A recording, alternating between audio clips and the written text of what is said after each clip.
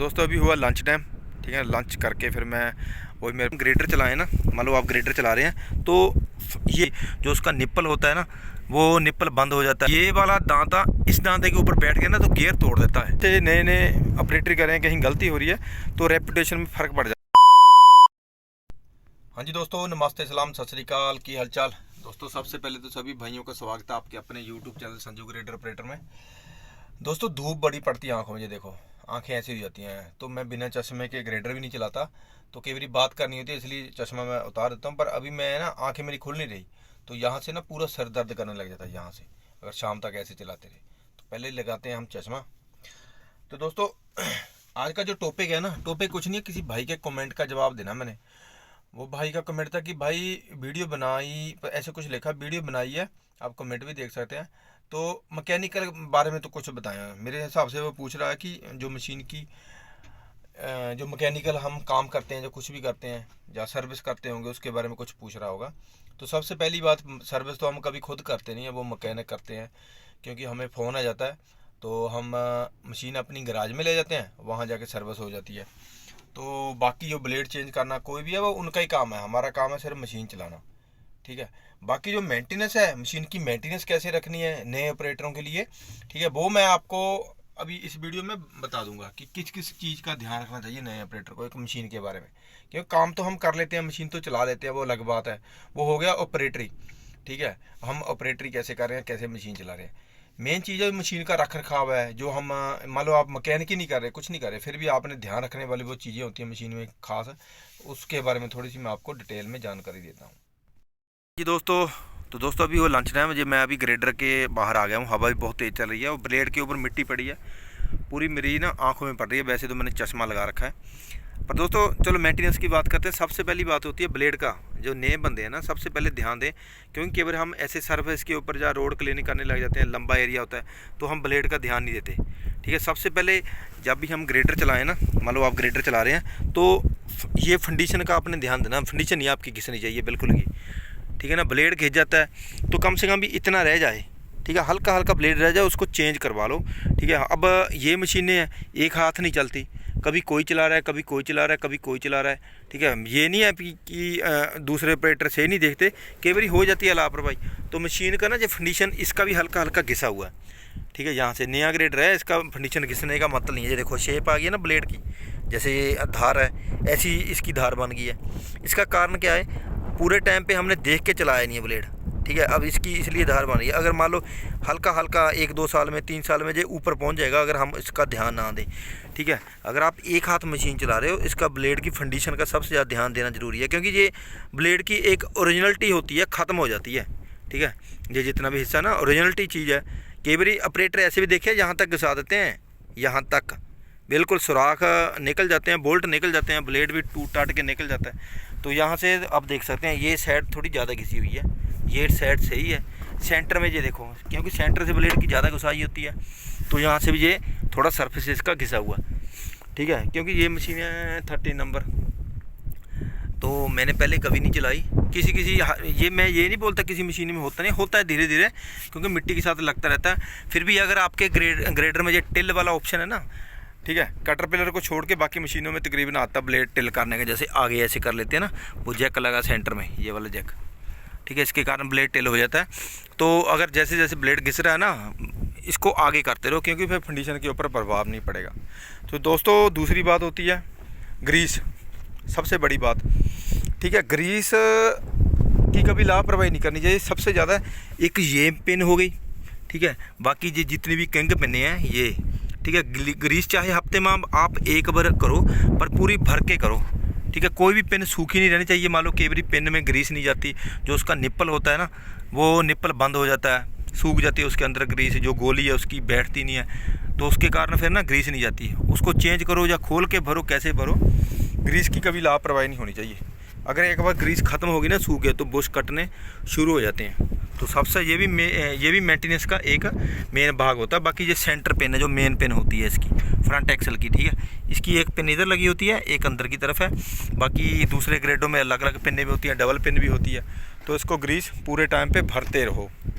बाकी ये सर्कल के ऊपर, वैसे हमारी कंपनी में जो सर्कल के ऊपर ग्रीस कर देते हैं, ये करनी नहीं चाहिए मेरे हिसाब से, ठीक है। सिर्फ जो नीचे वाला भाग है ना वहाँ ग्रीस करनी चाहिए, दांतों में ग्रीस लगानी चाहिए।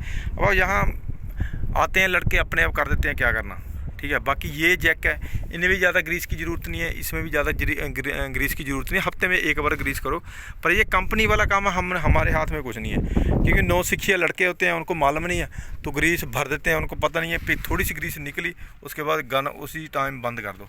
इसमें ग्रीस कोई नहीं भरता, ठीक है। अभी आएंगे तो इसमें थोड़ी मैं ग्रीस भरवाऊँगा। जो सूखा है, अब कटरपिलर का जो बिल्कुल ड्राई होता है, इसमें ग्रीस नहीं होती। जो कटरपिलर का जो आर्म सिस्टम होता है ना, जिसमें जितना भी ये जिसमें जैक लगे, तो कटरपिलर में ग्रीस नहीं होती है। कोमात्सू और शाइनी ग्रेडरों में ज़्यादा ग्रीस होती है। अब कोमात्सू ग्रेडर में इसमें 52 पिने हैं, 52 पिने हैं टोटल, इसमें भी और 705 में भी। अब ये है, ये देखो, ये स्ट्रेपेयर लगे हुए थे, ये स्ट्रेपेयर है, ठीक है। ये भी मेंटेनेंस का भाग है, इसका भी ध्यान देना चाहिए।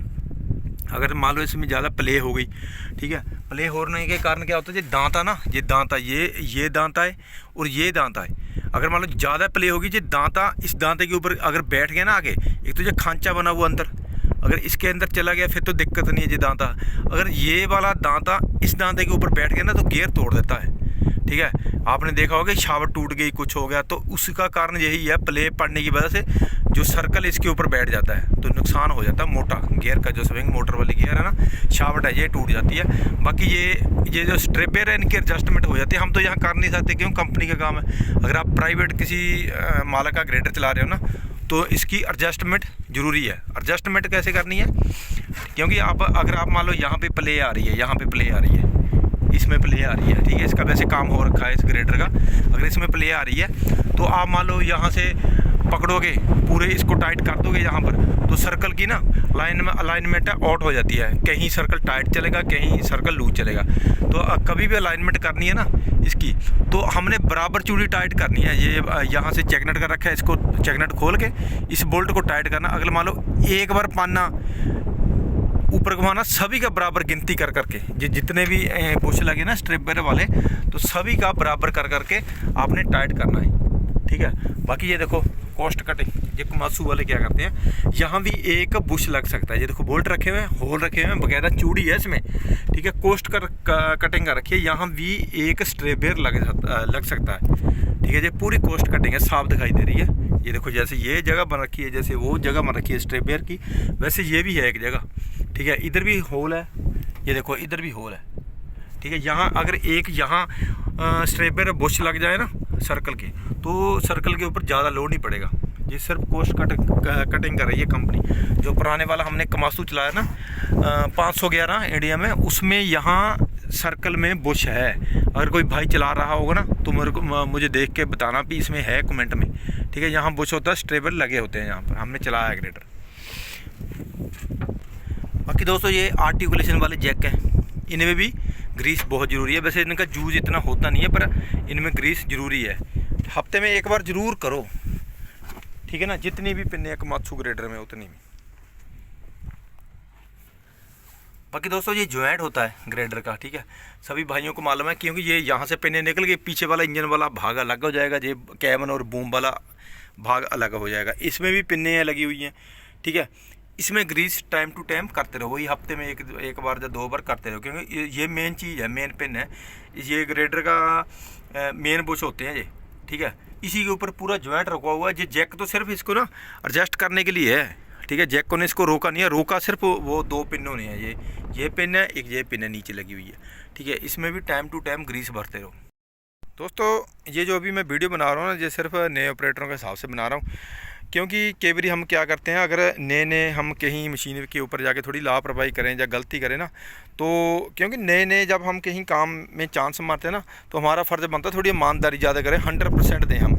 अगर हमसे नए ऑपरेटर करें, कहीं गलती हो रही है, तो रेपुटेशन में फ़र्क पड़ जाता है। तो इसलिए मैं नए ऑपरेटरों के हिसाब से ही ये वीडियो बनाता हूँ, कि पुराने बंदों को सिखाने का कोई मतलब नहीं है, सब सीखे हुए हैं। सिर्फ जो नए भाई हैं मुझे कमेंट करते हैं, उनके हिसाब से वीडियो बनाई है। बाकी दोस्तों मेंटेनेंस इसमें कोई कुछ होती नहीं है मशीन की। सबसे ज़्यादा की क्या है, सुबह आओ, ठीक है, सुबह आके आपका फ़र्ज़ बनता है, मशीन होती है आपकी, चारों ओर घूमो, उसके बाद इसका मशीन का ऑयल चेक करो, ठीक है। जैसे इंजन ऑयल की गेज हो गई, ट्रांसमिशन की गेज हो गई, यहाँ इसकी ट्रांसमिशन की गेज है यहाँ पर, ठीक है। ट्रांसमिशन ऑयल चेक करो, इसका ट्रांसमिशन और डिफेंसर ऑयल लग गया। ठीक है, मैंने हो सकता किसी वीडियो में एक बताया था, एक नहीं, अलग अलग गया इसका। ठीक है, हमें इतना ध्यान नहीं देते। बाकी एयर फिल्टर है, इसकी सफाई ज़रूरी है। ठीक है, ये भी मेंटेनेंस में आता है। बाकी आपको पता होना चाहिए मशीन आपकी कैसे इलाके में चल रही है। धूल वाले इलाके में चल रही है, ज़्यादा धूल उड़ रही है, तो जल्दी जल्दी आपका जो एयर फिल्टर है साफ़ होना चाहिए मशीन का।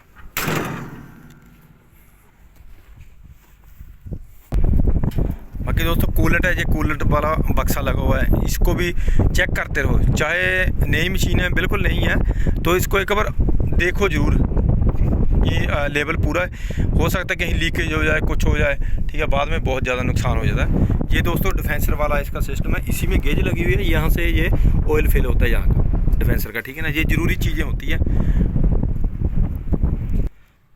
बाकी दोस्तों ये सीढ़ी फीढ़ी का थोड़ा ध्यान रखना चाहिए। बाकी पत्थर आ जाते हैं, पर ये मेरे पास नहीं हुआ, ये पहले का ही है, जो पहले कोई चलाता होगा इसको। ठीक है, क्योंकि ये मशीनें एक हाथ चलती नहीं है। जब बंदा छुट्टी चला जाता है उसके बाद चेंज होती है, कोई ना कोई ऑपरेटर चेंज होता रहता है। अभी आते हैं दोस्तों टायरों के ऊपर। टायर एक मेन चीज़ होती है मशीन की। ठीक है ना, कैसे काम में आप चल रहे हैं। अगर आप मान लो सोल पे चल रहे हैं, मिट्टी पे चल रहे हैं, अगर आपका ग्रेडर स्लिप भी निकाल रहा है तो इतना नुकसान नहीं होगा। अगर मान लो आप कहीं पत्थर वाले एरिया में चल रहे हैं, जहाँ जैसे मोटा पत्थर होता है, हो सकता है कहीं पत्थर वाला एरिया हो, वहाँ पर थोड़ा एक चीज़ का ध्यान दें, मशीन अपनी आपकी जो स्लिप ना मारे, क्योंकि स्लिप मारने से क्या टायर में कट लग जाते हैं। अगर मान लो मिट्टी में चल रहे हैं तो भी वैसे स्लिप की ज़रूरत नहीं है, आप लोड के हिसाब से ही ब्लेड को भरें जितना मशीन लोड उठा रही हो। पर फिर भी अगर आपको ज़्यादा कटिंग आ रही है, कहीं हो सकता है मिट्टी में सूखा मटेरियल होता है तो स्लिप मारते हैं ग्रेडर, पर मिट्टी में तो चल जाता है। अगर मान लो कहीं पत्थर पुत्थर हो तो वहाँ पर ध्यान दें कि ग्रेडर स्लिप ना मारे, क्योंकि टायरों को नुकसान हो जाता है। ये देखो जैसे यहाँ से गुड्डी निकल गई। ये टायर भी पता नहीं कैसी क्वालिटी है, इसमें दरारें आ रखी हैं। ठीक है, बाकी है मेड इन इंडिया है ये पूरा, जितने भी टायर आ रहे हैं ना ग्रेडर में, मेड इन इंडिया है। पहले जो टायर थे इसमें जैपनीज़ थे सारे टायर। बाकी दोस्तों ये ब्लेड है ग्रेडर का। ठीक है, ये भी एक मेंटेनेंस का हिस्सा है। ये जैसे मिट्टी चिपक गई ना, इसको मैं शाम को जाते वक्त एक बार बेलचा ज़रूर मारूंगा, मैंने रख रखा बेलचा। ठीक है, क्योंकि एक मत्सू ग्रेडर के जो कटर है ना, साइड कटर, ये देखो ये ना उभरे हुए होते हैं अंदर की तरफ। जो कटर पिलर के होते हैं वो बिल्कुल उभरे नहीं होते, बिल्कुल मैच कर देते हैं, क्योंकि वहाँ से यहाँ से ना उसकी सीट बनी होती है, खांचा बना होता है साइड कटर का। तो साइड कटर बैठ जाते हैं। अब यहाँ पे आके मिट्टी टकराती है, यहाँ फंस जाती है, रुक जाती है। ये देखो, ठीक है, इसकी सफाई ज़रूरी है। अगर नहीं भी करें तो भी आपको कोई बोलेगा नहीं, हमारी यहाँ कंपनी में तो कोई बोलता नहीं अगर ब्लेड गंदा भी हो जाए।